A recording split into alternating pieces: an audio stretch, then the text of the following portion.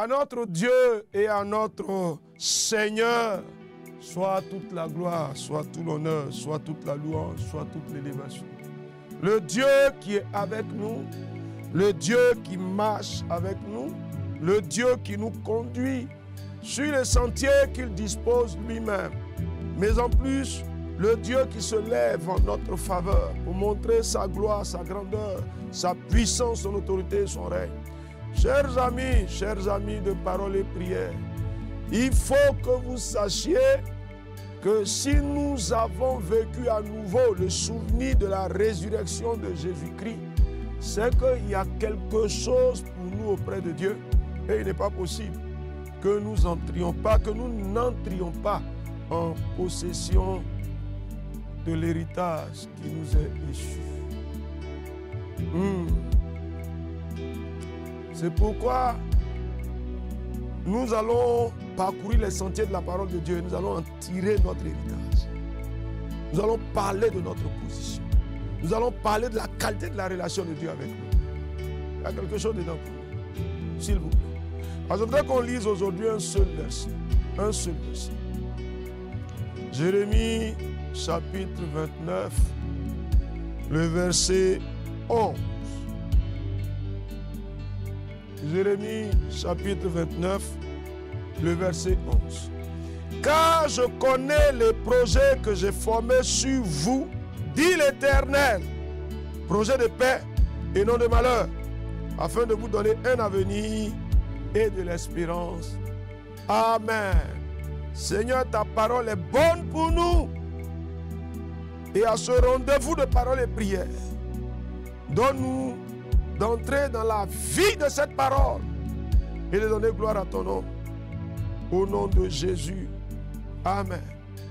Alors, chers amis, un seul verset, mais qui est rempli. Je connais les projets que j'ai formés sur vous, dit l'Éternel. Écoute-moi, voici important quand le prophète Jérémie écrit cette lettre au peuple qui est en captivité à Babylone. Ce n'est pas une lettre qui est écrite à des gens qui sont en sécurité, qui sont en paix.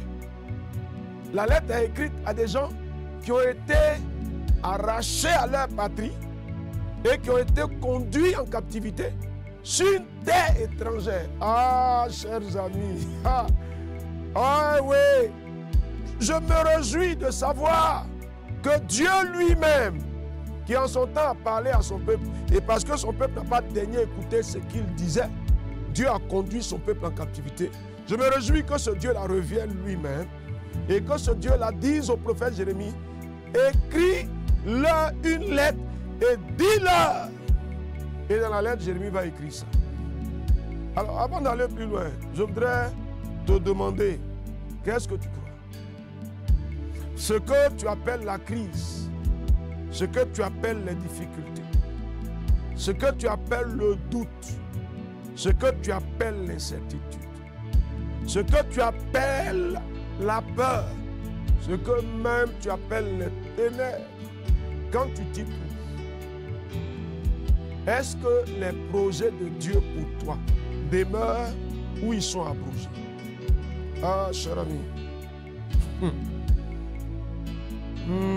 Cher ami, moi je vais te demander, beaucoup d'entre nous vivent comme si, quand un problème arrive dans leur marche, c'est que Dieu a changé à leur égard, c'est que Dieu n'est plus leur Dieu, c'est que Dieu s'est déplacé, par rapport à eux c'est fini, c'est que la relation qui existait entre eux et l'Éternel est abrogée, Dieu y a mis fin.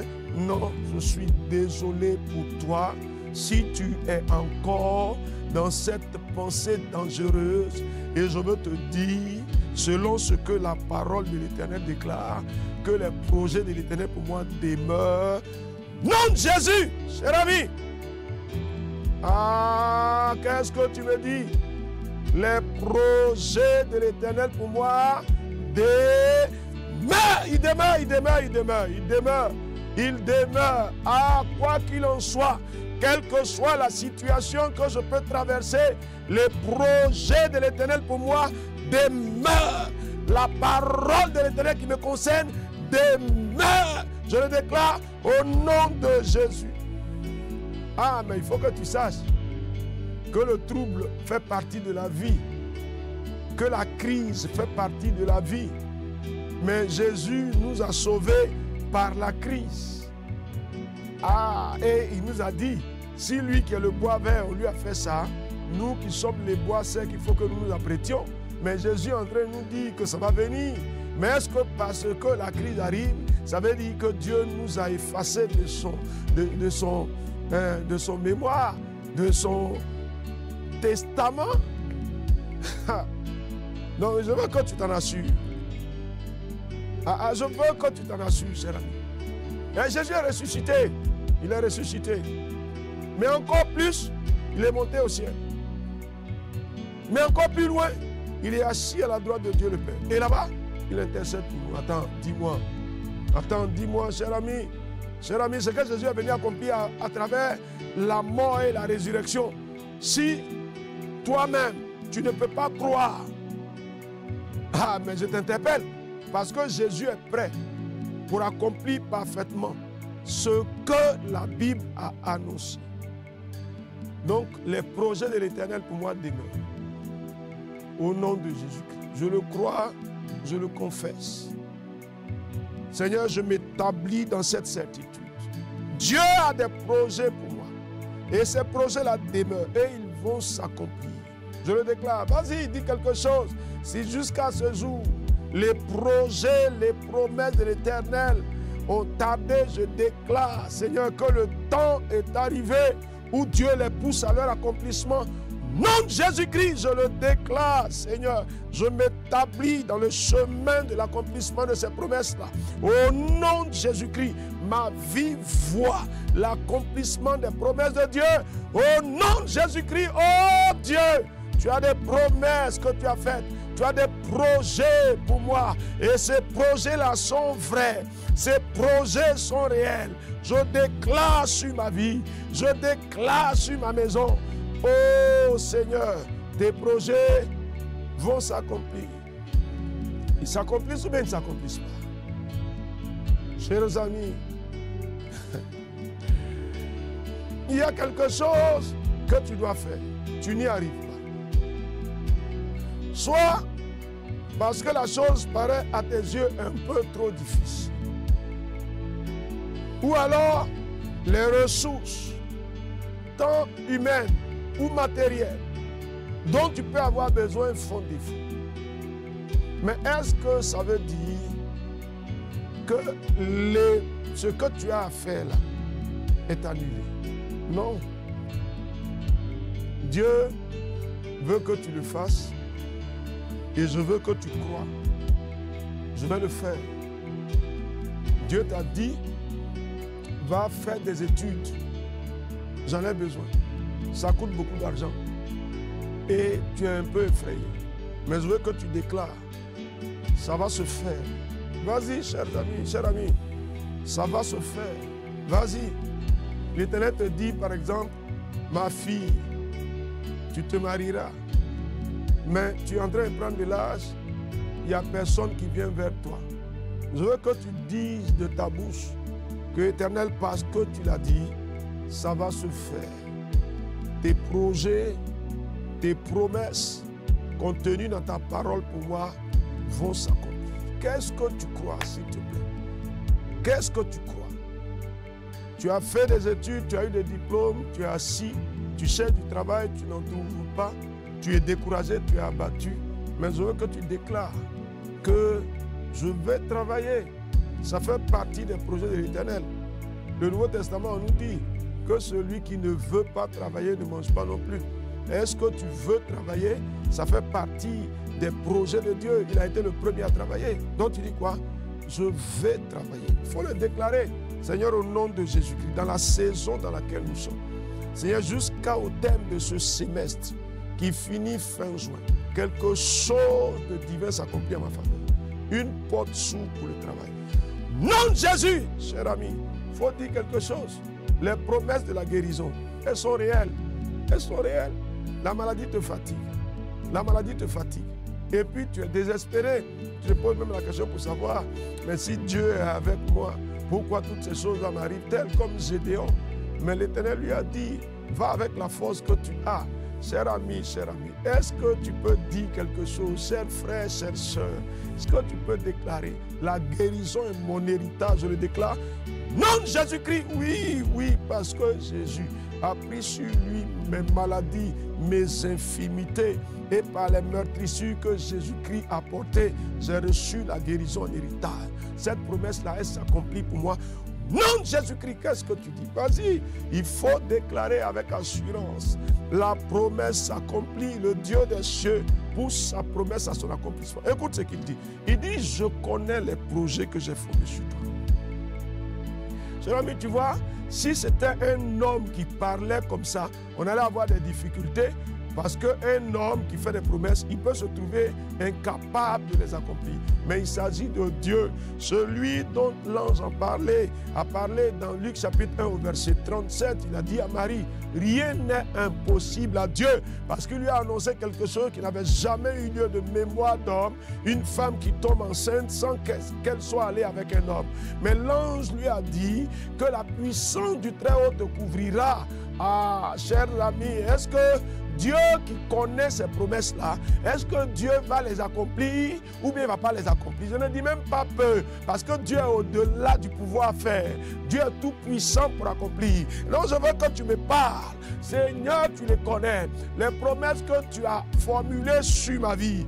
Oh Dieu, tu es le puissant de Jacob, celui qui pousse les promesses à leur accomplissement. Éternel, Dieu des cieux, mon âme te bénit parce que pour moi, tu pousses les promesses à leur accomplissement au nom de Jésus-Christ. Cher ami, je vois Isaac à qui Dieu a dit de demeurer en Égypte en période de sécheresse. Ah, ce Dieu-là, il est extraordinaire. Ce Dieu-là, il est hors du commun. Ce Dieu-là, il est incomparable. Oh Seigneur, et ce que la parole dit pour moi, ça va s'accomplir. Cher ami, si la parole a déclaré quelque chose en ta faveur, ça va s'accomplir. Parce que la parole de Dieu ne saurait mentir.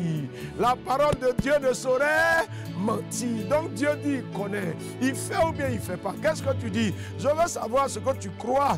Dis-moi quelque chose. Dieu fait ou bien il ne fait pas. Seigneur, tu accomplis les promesses que tu as annoncées sur ma vie. Tu les connais, tu les accomplis, Seigneur. Oh Dieu, oh Dieu, oh Dieu.